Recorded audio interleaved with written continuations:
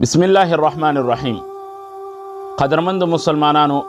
نن به داسې یو درود شریف تاسو ته درښیم چې د هغه درود شریف د وجې نه الله جل شانه د امام شافعي رحمت الله علیه مغفرت کامله کړی و. په روضة الاحباب کې امام اسماعیل مزنی رحمت الله علیه چې د امام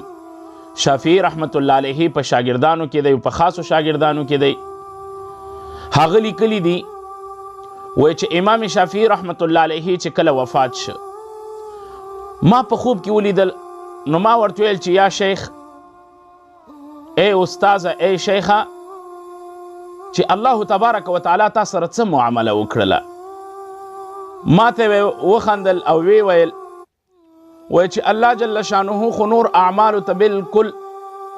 التفات ونه کړ، خو البته ملائکو ته ویل چې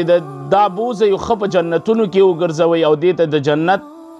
نه د هر څه انتظاماتو کې هغه صرف او صرف د الله جل شانه په نسبت باندې زما دغه یو درود، دغه درود الله جل شانه ته خوښو. عزیزانو، هغه ډیر بهترین درود ده، هغه درود دی اللهم صل علی محمد كلما ذکره الذاکرون وكلما غفل عن ذکره الغافلون. د دې معنا دا ده، یا الله درود ولیږه، رحمت ولیږه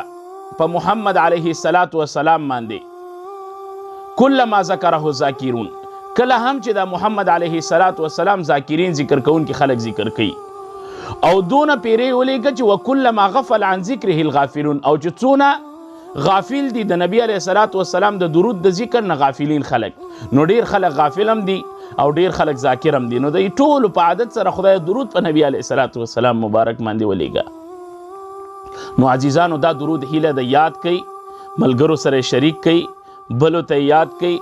اهل فامیل عیال بچیانو ټولو ته یاد کوي، او ډیر بهترین درود دی. زما خپل هم دا ورد دی، دا زښت زیات وایم الحمدلله،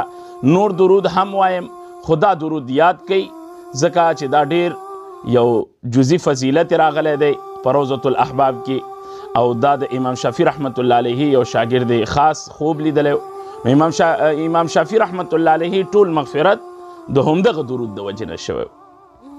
اقول قولي هذا، استغفر الله لي ولكم ولسائر المؤمنين.